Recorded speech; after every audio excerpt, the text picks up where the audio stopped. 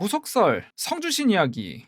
안녕하세요 상상님, 파릇새싹입니다. 꿈 이야기가 모두 제 이야기이다 보니 시리즈가 언제 끝나는지는 모르겠네요.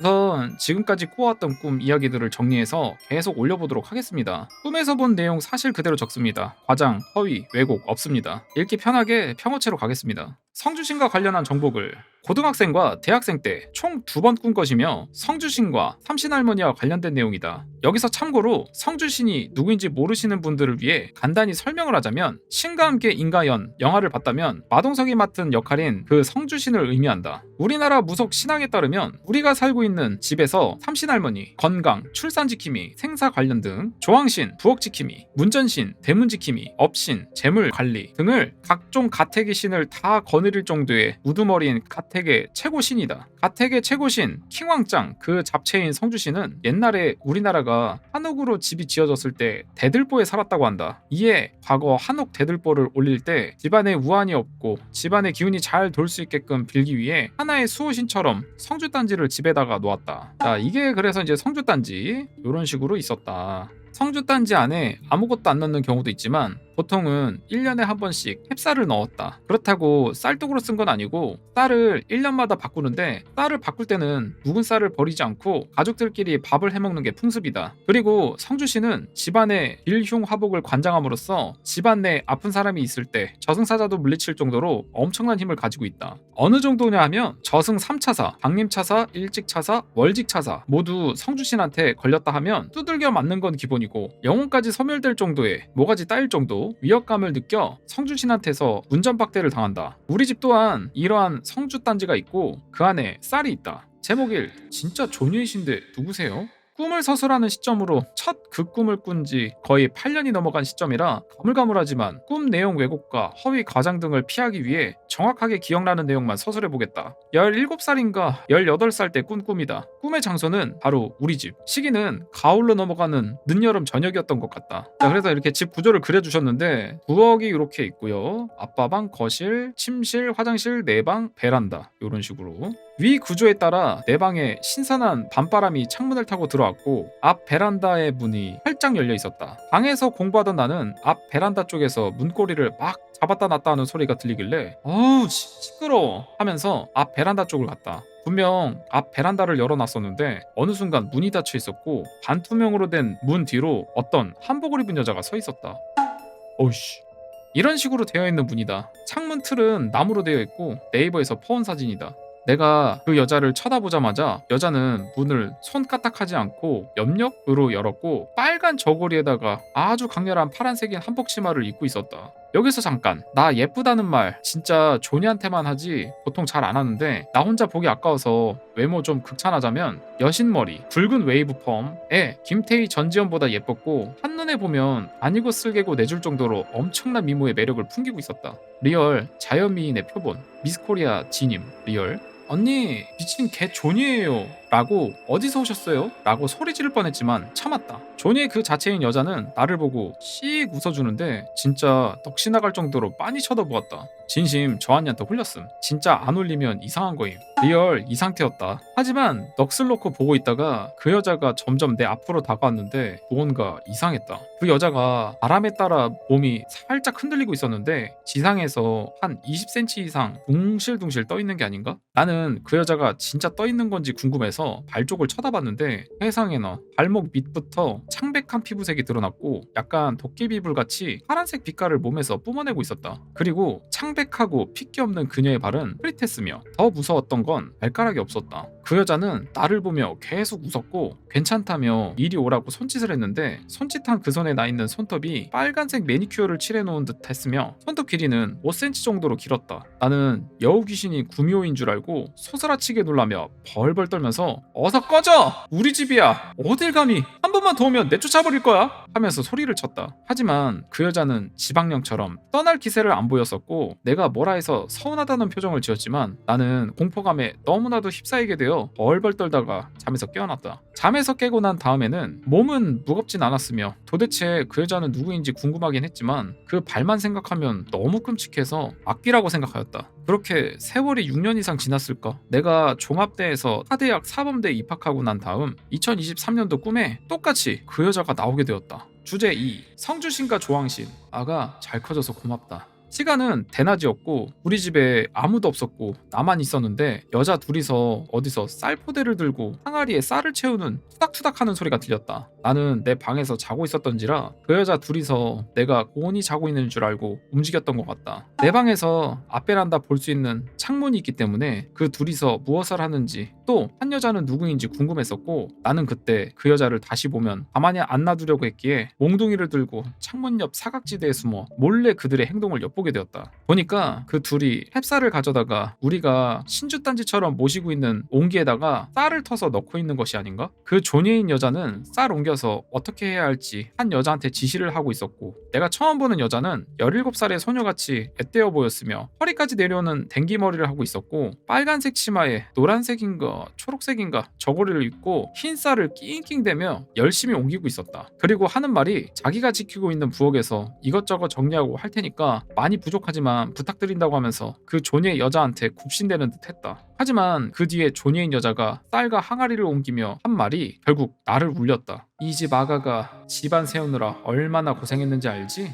이 집 아가가 고생해서 이 집 너무 잘 지켜낸 게 기특해. 우리도 갓난아기 때부터 봤는데 이젠 품에서 떠나야 하잖아. 남은 사람 부모님이라도 잘 살도록 우리가 잘 정리하자. 저 영적인 존재들? 이 한 말을 상상님과 다른 시청자분들이 이해하기 쉽지 않을 것 같아서 간단히 그 배경을 이야기해드리자면 나는 워커홀릭의 야망이 있는 사람이면서 하고 싶은 게 분명한 사람이다. 하지만 내가 다니고 있던 종합대에서 내가 원하는 꿈을 찾고 그 역량을 펼치기에 많이 힘들어했었다. 흔히들 말하는 대학 라인 학벌 중시하는 게 있다 보니 거기에 대한 벽이 컸었다. 가뜩이나 대학 입학 시기가 코로나가 딱 터지는 시기였어서 대학 생활도 제대로 못 누리고 대학 생활의 반이 지나가 버렸었다. 이러다가는 아무것도 못하고 졸업할 것 같아서 내가 그토록 꿈꿔왔던 것들을 실현하고 싶은 마음에 휴학을 하고 22살에 처음 사회로 발을 내딛게 되었다. 사회에 처음 나가 직장인으로 일을 해보면서 아무런 이유 없이 사람들에게 무시도 당해보고 아무런 이유 없이 심한 욕도 먹어보기도 하면서 사회라는 걸 처음 알아가게 되었다. 그렇게 꿈의 나침반을 가지고 방향을 찾아가던 중 우리 집 가세도 기울게 되었었다. 아버지가 직장 문제로 인해 우리 가족은 위기를 맞이하게 되었고 내가 그 모든 짐을 짊어지게 되었다. 하루하루를 눈물 콧물 범벅으로 보냈었지만 반드시 우리 가족은 지키고 싶어서 이 악물고 버텼었다. 그런 나에게도 기회가 온 것이었을까? 내가 그토록 원하던 꿈을 찾게 되어 사범대로 입학하게 되었고 반드시 성공하겠다는 마음가짐을 가지고 시작했던 때가 2023년이었다. 이야기가 조금 뒤죽박죽 되는 것 같아 죄송하지만 2023년 사범대 처음 입학한 후 내가 원하는 공부부터 꿈꾸던 삶을 구성하기 시작했을 때 꾸었던 것이 바로 이 성주신 꿈이다. 다시 이야기로 돌아와서 말하자면 위 대화와 같이 귀신이던 신이던 영적인 세계 존재들의 말을 감히 인간이 절대 엿들으면 안 된다는 걸 알지만 나를 25년간 지켜진 후신이자 성주신이라는 걸 깨닫게 되는 순간 고맙다는 인사를 꼭 해야 할 것 같아서 그리고 외삼촌이 실제로 갑작스럽게 돌아가셨을 때 부모님이 오지 말라 했지만 나는 가겠다고 울고불고 때를 썼었는데 장례식장에 결국 못 가게 되었고 혼자 집에 남겨져서 엉엉 울었을 때도 위안을 주었기도 했다.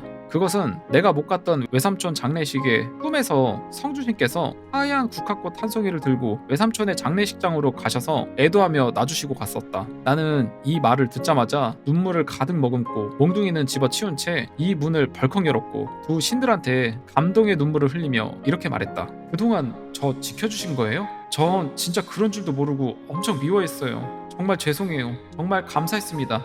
은혜 잊지 않을게요. 그러자 17살처럼 앳된 여자는 어머 어떻게 들었나봐 라고 말하며 어쩔 줄을 몰라하는 동공지진의 모습을 보였었고 그 존예인 여자는 성주신이죠. 처음에는 놀라서 멈칫하며 당황했지만 하던 일을 아무렇지 않게 마저 하면서 에이 들켰네 라고 말했다. 그리고 성주신은 엄마 미소를 지으며 나를 다 이해한다는 듯이 아무 말 없이 흐뭇하게 나를 쳐다보았다. 신이 인간에게 주는 메시지는 엄청 짧다고 내가 잘 자라워져서 고맙다는 메시지와 그 모든 말들이 성주신의 미소 하나에 담겨져 있었던 것 같았다. 나는 그 두 분한테 큰 절을 올렸고 일어나는 순간 그분들은 어느 순간 사라져 있었다. 와 꿈에서 어떻게 신기하다. 꿈에서 깨자마자 나는 눈에서 뜨거운 눈물이 흐르고 있었고 내 마음은 따뜻한 손길이 스쳐 지나간 느낌이었다. 누군가가 따뜻하게 나를 안아주고 간 느낌. 그 온기는 세월이 지난 지금까지도 잊을 수가 없다. 신의 사랑을 받는다는 것이 이런 것일까? 내 곁을 지켜줬다는 것 그 자체만으로도 너무나도 감사할 따름이다. 에피소드. 처음 본 그 앳된 17살짜리 여자는?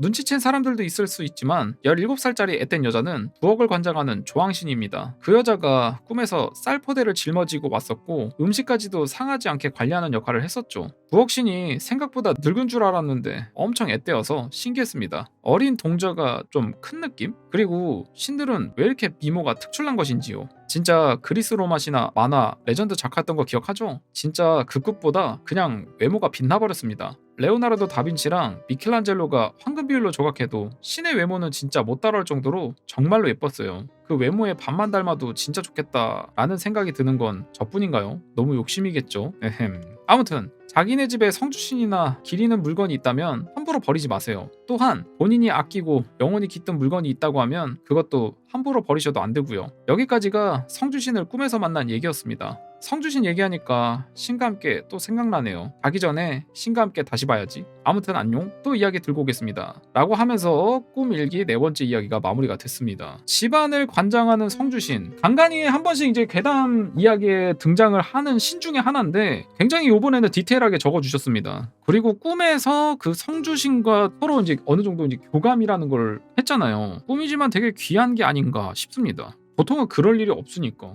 성주신, 서주신 말만 들었지. 실제로 그 신과 함께 영화에서도 보면은 이제 화장실에 빠지기 전까지는 저승차사들 상대할 때 엄청난 힘을 발휘하잖아요. 진짜 그런 느낌인가 보다.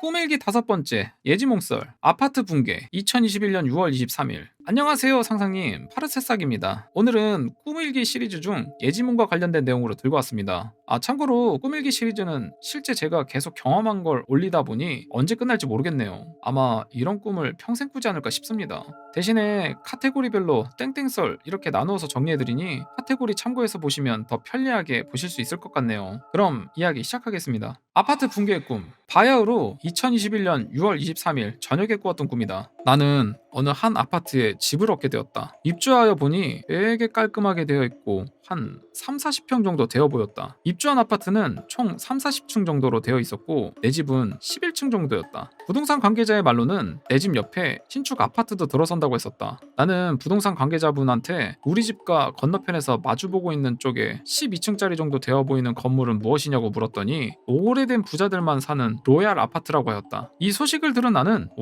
부자들이 사는 동네라니, 이런 행운이 내 집까지 생겨서 너무 좋잖아? 라는 생각과 함께 집이 생겼다는 것에 매우 큰 희열을 느끼고 있었다. 내가 입주한 아파트가 여기 있으면은 이제 우리 가족들과 이렇게 이동을 하고 있으면은 여기 건너편에 부잣집만 사는 로얄 아파트가 이렇게 있었다라고 이제 그림을 그려주셨습니다. 나는 내가 살 집을 구경하고 난 뒤 가족들끼리 밥을 먹으러 밖으로 나왔다. 건물 외관을 보니까 한국에서 볼만한 건물은 아닌 분위기였고 반대편에 있는 부잣집들의 로얄 아파트 12층짜리도 마찬가지였다. 완전히 생전 처음 보는 아파트 같았다. 그때 당시 나는 이상한 점은 크게 못 느끼고 그래도 내 집 생겼고 신축이라니 너무 좋으니까 싱글벙글하면서 가족들과 함께 밥 먹을 곳을 찾으러 다녔다. 그런데 어디선가 땅이 흔들리는 게 느껴졌다. 아니 솔직히 땅이 흔들리는 것을 느끼는 것을 넘어 되게 무거운 판이 붕괴되는 듯한 굉음이 점점 들려오기 시작했다. 이런 식으로 부잣집 로얄 아파트 12층짜리 건물의 붕괴된 모습, 꿈과 동일. 그 굉음이 난 곳을 뒤돌아 쳐다보는 것과 동시에 눈앞에 부잣집 로얄 아파트 12층짜리가 무너져 먼지처럼 사라졌다. 위 사진과 똑같이 무너졌습니다. 그리고 무너진 아파트 뒤에 있던 아파트는 저 모양처럼 반 이상 훼손되었다. 나는 도대체 이게 무슨 일인가 하고 놀라는 순간 꿈에서 깨버렸다. 꿈에서 깨는 순간 온몸은 식은땀으로 도배되어 있었고 심장은 쿵쾅쿵쾅 터질 듯이 뛰고 있었다. 숨을 헉헉대며 정신을 가다듬으며 아파트가 무너지다니 왜지? 왜 이런 꿈을 꾸지? 라고 생각을 하였다. 이렇게 생생한 꿈은 내 체질상 그대로 일어나는 경우가 많기 때문에 꿈에서 깨자마자 그때 당시 사귀고 있던 남자친구한테 메시지를 남겼다. 지금은 헤어진 지 오래라 그 기록이 다 날라갔지만 기억나는 대로 쓰겠습니다. 전 남친과의 카톡 내용. 글쓰니 나 꿈 꿨는데 너무 이상해. 꿈에서 아파트가 무너졌어. 이거 무슨 일이지? 나 뭔 일 생길까봐 진짜 무섭다. 전 남친 괜찮아, 별일 없을 거야. 조심하자 우리. 그때 사귀고 있던 남자친구는 놀란 내 마음을 잘 달래주었고 그렇게 평온한 하루를 보내는 것 같았다. 하지만 그 다음날 엄청난 일이 터지고 말았다. 2021년 6월 24일 새벽 2시경 미국 플로리다 챔플레인 타워 붕괴 사건. 에? 와 이게 뭐야? 이거는 실제로 있었던 일인 거잖아. 플로리다주 아파트 붕괴 잔해 속 SOS. 헐, 내가 꾼 꿈, 그 다음날 미국 플로리다주에 있는 고급 12층짜리 아파트가 무너졌다는 소식이 들렸다. 지금 글을 쓰는 시점에도 왜 이런 꿈을 꾸었는지 우연의 일치인지 모르겠지만 그때 당시 진짜 TV를 보고 더 어안이 벙벙할 수밖에 없었다. 지난달 24일 붕괴한 미국 플로리다주의 아파트에서 추가 시신이 수습되면서 사망자가 32명으로 늘었습니다. 이런 식으로 뉴스라서 더 안 보겠습니다. 말로 설명하기에는 상황을 그리는데 한계가 있어 보이고 또 주작이네 과장이네 이럴까봐 실제 뉴스를 첨부해서 보여주는 것이 더 정확할 것 같아 동영상을 첨부한다. 정말 하나도 안 틀리고 100% 저렇게 무너졌었다. 저 소식을 접하자마자 꿈을 말한 주위 사람들한테 연락했다. 당연히 그 당시 사귀고 있던 남자친구는 알게 되자마자 소름 끼치다 못해 놀라서 할 말을 잃어버렸었다. 전 남자친구 외에 다른 친구들의 반응 또한 당연했다. 다행이라 할 수 있었던 건 내 주위 지인분들 중 저기에 사는 분들은 없다고 했었다.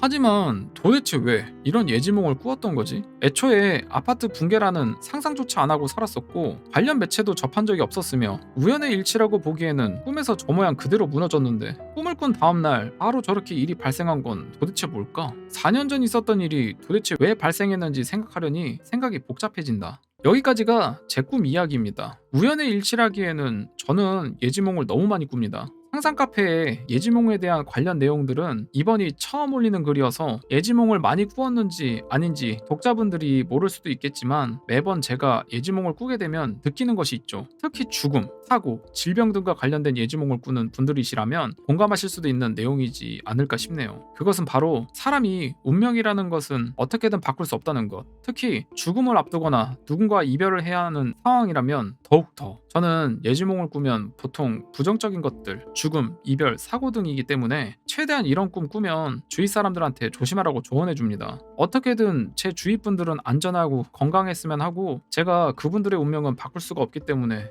무소식이 희소식이라는 말이 있듯이 상상님도 구독자분들도 다들 건강하시고 사고 무탈하길 바랍니다. 요즘 바빠서 이야기를 못 올렸네요. 카페에 안 들어온 사이에 저를 카페에서 구독해주시는 분들이 계셨는데 보잘것없어 보이는 제 이야기 좋아해주셔서 감사합니다. 그리고 너무 오랜만에 온지라 많이 기다리게 했다면 죄송합니다. 더 재미난 꿈 이야기 들고 오겠습니다. 그럼 안녕히 라고 하면서 꿈 이야기 5번째가 마무리됐습니다. 와, 뉴스에도 나왔던 붕괴 사건을 어떻게 저렇게 꿈으로 꿨을까? 이게 사실 그거는 있어요. 그러니까 본인이 겪지 않으면 설명을 할 수가 없잖아요. 아니 내가 아무리 얘기를 해도 이건 말이 안 되는 거라서 뭐 이런 사고가 일어나기 전에 이 이야기를 하고 나서 진짜 이 사건이 터진 거면은 이 주변 사람들은 놀랄 수밖에 없죠. 너무 말이 안 되는 거잖아. 와, 사실 보통 사람 같은 경우에는 데자뷰 말고는 사실 예지몽이라는 걸 꿀 일이 없죠. 데자뷰도 보면은 기억도 안 나고 있다가 그냥 그거잖아. 갑자기 어떤 상황이 딱 벌어졌는데 잠깐만 나 이거 겪은 거 같은데?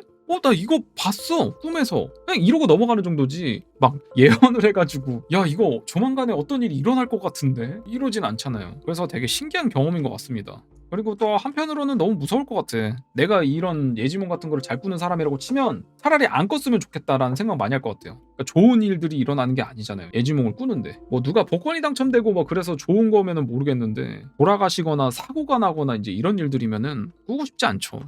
꿈일기 6번째 예지몽썰. 무지개 다리를 건너 좋은 곳에 갔기를. 안녕하세요 상상님, 오랜만에 돌아온 파르세싹입니다. 상상님께서 공포 이야기를 읽고 편집하는데 어느 정도 고충이 있다는 방송을 보고 저도 최대한 카테고리 분류 잘 해서 이야기 전달해 드리려 노력 중입니다.